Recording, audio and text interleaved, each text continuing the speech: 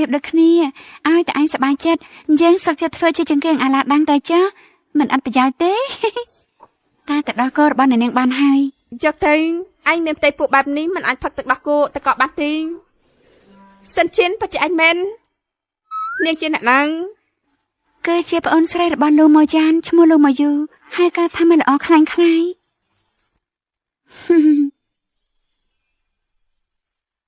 អេតានាងមានចំនួនជាមួយនឹងបងប្រុសខ្ញុំមែនទេមិនអីទេ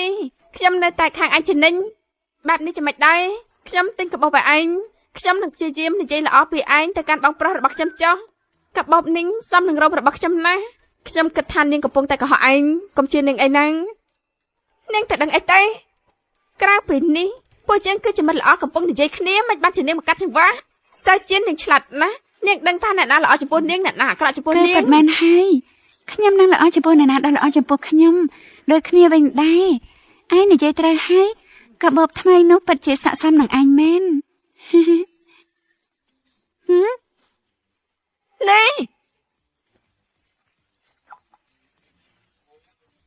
នេះអញកាន់ទៅកាបូបនេះយើងគិតថាវាស័ក្តិសមជាមួយនឹងឯងបំផុតវាសន្សំសំចៃការយល់របស់ធ្ងន់ទៀតផងហ្វាំងហាងបើឯងខ្វះខាតឯងលក់កាបូបនេះនៅពេលក្រោយបាននាងឯងចង់បានតែចឹងម៉េចឯងឆក់កាបូបយើងសាធារណៈប្រយ័ត្នជាងហៅប៉ូលីសទេ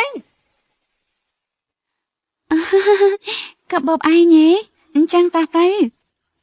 រកអ្នកគ្រប់គ្រងហាងឲ្យពិនិត្យមើលកំណត់ត្រានៃការទិញដើម្បីមើលថាតើអ្នកណាជាអ្នកបងលុយថ្លៃកាបូបនេះហើយចាកុំធ្វើបែបនេះអីណាខ្ញុំចាត់ទុកឯងដូចជាបងស្រីរបស់ខ្ញុំម្នាក់បើឯងល្អចំពោះខ្ញុំបងប្រុសរបស់ខ្ញុំគាត់ប្រកាសជាមិនហ៊ានធ្វើបាបចិត្តឯងឡើយពិតមែនទេលេងដៃយើងទៅយើងមិនចង់ឃើញឯងទេយើងណែនាំឯងឆាប់ទៅឆ្ងាយបំផុតតាមដែលអាចធ្វើទៅបានមិនចឹងអ្នកណាមិននឹងបោកឯងចេញទៅតោះទៅមែនហើយនិយាយពីបងប្រុសរបស់ឯងវិញយើងមិនដែលស្រឡាញ់អាប្រុសចង្រៃដូចជាវាទេតាំងពីដើមពួកឯងទាំងពេលគួរតែចេញពីពិភពលោកនេះបាត់ទៅពីមុខពីមាត់របស់យើងទេឯង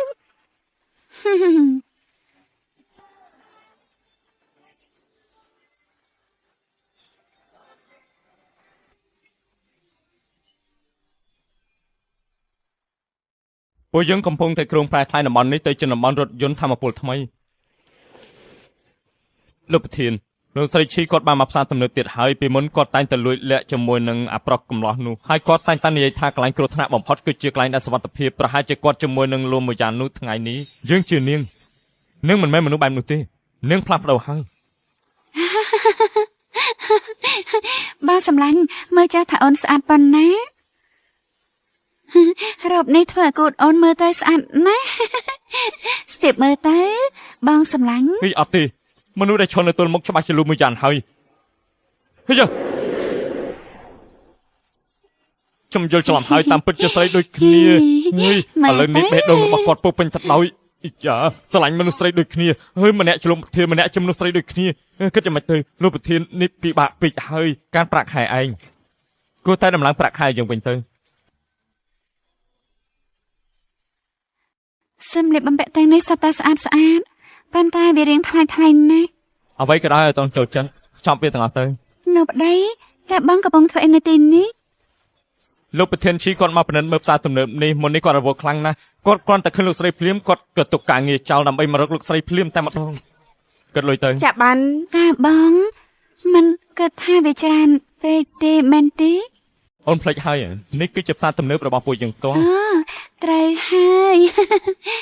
លើនេះចេញពីហៅប៉ៅមួយចូលហៅប៉ៅមួយទៀតมันខាតទេសិនជាឃើញប្តីឯងល្អចំពោះឯងបែបនេះខ្ញុំអត់បារម្ភហើយខ្ញុំនឹងមិនរំខានអ្នកទាំងពីរទៀតទេណាបាយអូនចង់ទិញចិត្តទេអូនដាក់ទេអីវ៉ាន់ពេញមួយថ្ងៃហើយអូនហត់ហើយម្យ៉ាងក៏បានកំងអីវ៉ាន់នៅកន្លែងផ្សេងដែរមិនតាន់បានទៅយកទេ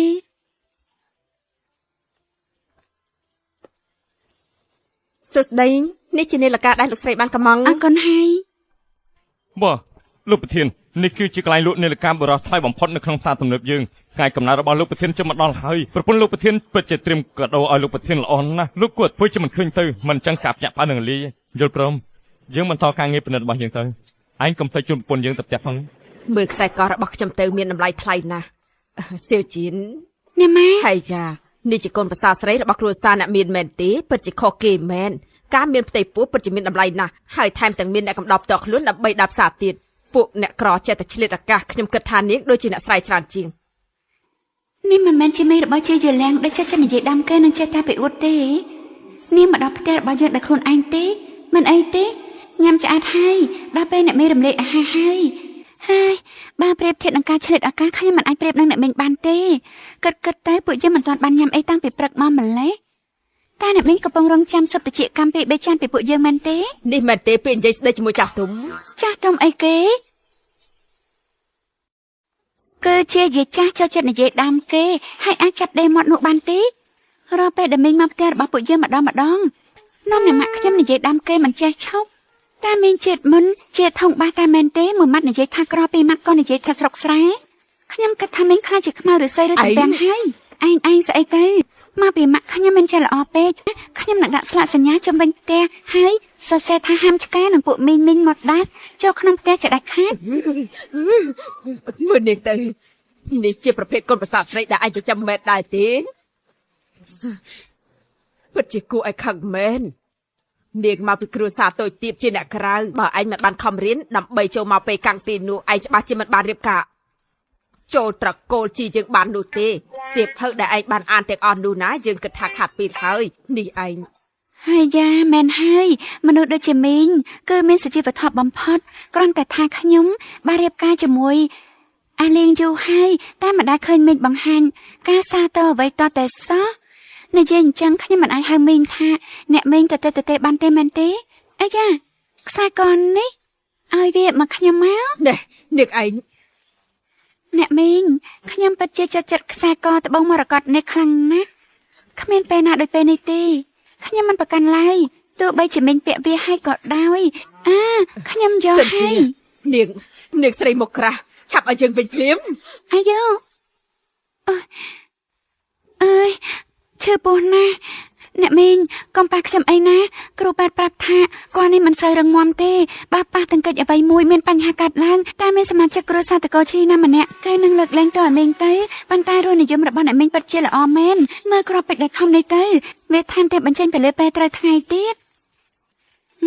យ៉ាងម៉េចមីងបញ្ញាប់ចាក់ចេញឲ្យមែនទេអាយ៉ាមិនអីទេអញ្ចឹងអ្នកមីងធ្វើដំណើរតាមសម្រួលទៅចោខ្ញុំមិនបានជួលដំណើរមីងទេតែខ្សែកនេះធម្មតាពេកហើយនៅក្រៅកុំភ្លេចពាក់កងដៃនិងចិញ្ចៀនពេជ្រមកផង ឯងពួកឯងវិនហួយនេះជាកូនប្រសាស្រីល្អឯងមែនទេ ថាម៉េចតែមីងចង់ឲ្យឡានឡាំបូកានីមកខ្ញុំមែនទេខ្ញុំលើហើយធ្វើដំណើរតាមសម្រួលណា ហើយចា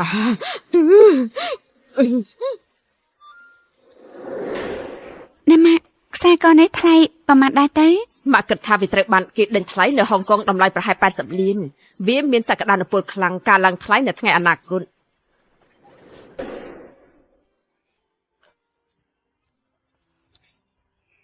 មានតែម៉ាក់ទេដែលស័ក្តិសមនឹងពាក់របស់ថ្លៃបែបនេះ ម៉ាក់អត់ទេនេះមិនមែនជាសមត្ថផលរបស់ម៉ាក់ សមត្ថផលរបស់ខ្លួនឬរបស់គេយ៉ាងម៉េចទៅអ្នកម៉ាក់មើលចុះម៉ាក់បានបង្កើតកូនប្រុសដែលឆ្នាំម្នាក់មកធ្វើជាប្តីរបស់ខ្ញុំ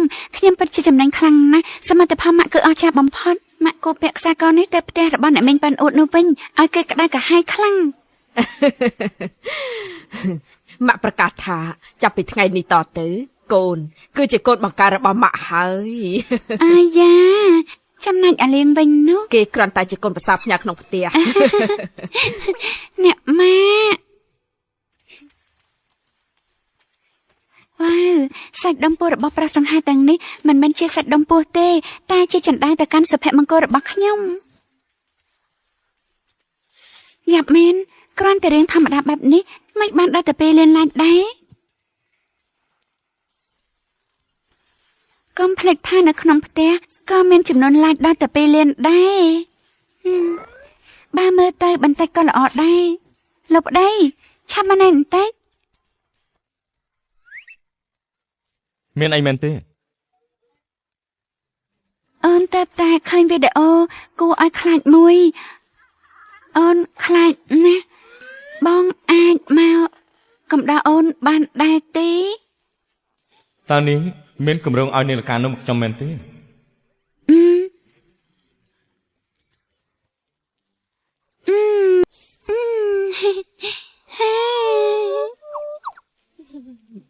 អូនធ្វើអីហ្នឹង អូនកំពុងតែឲ្យកូនស្ដាប់សំឡេងបង ស្ដាប់សម្លេងកូនក្រែងបងជាអ្នកគេងលើពោះអូនមែនទេ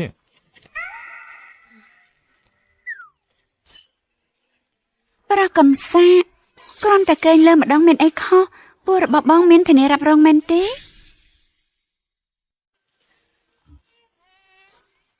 មិនមែនបងមិនឲ្យទេប៉ុន្តែអូនចង់បដូរវេនគ្នាមែនទេ បងចាំមានន័យថាយ៉ាងម៉េចទេ អូនគិតថាដៃរបស់បងនេះមើលទៅវាទំនេរពេកមែនទេហ៎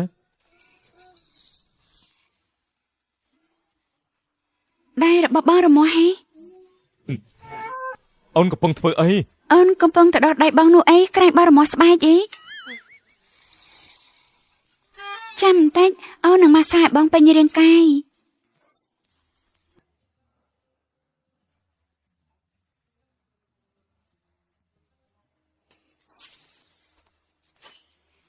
ពេលក្បាលដល់ចុងជើង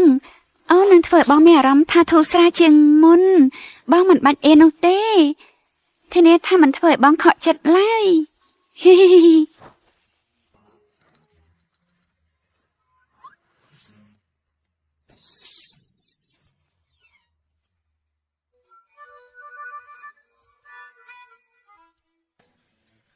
ពេលណាទៅនាងឲ្យទៅ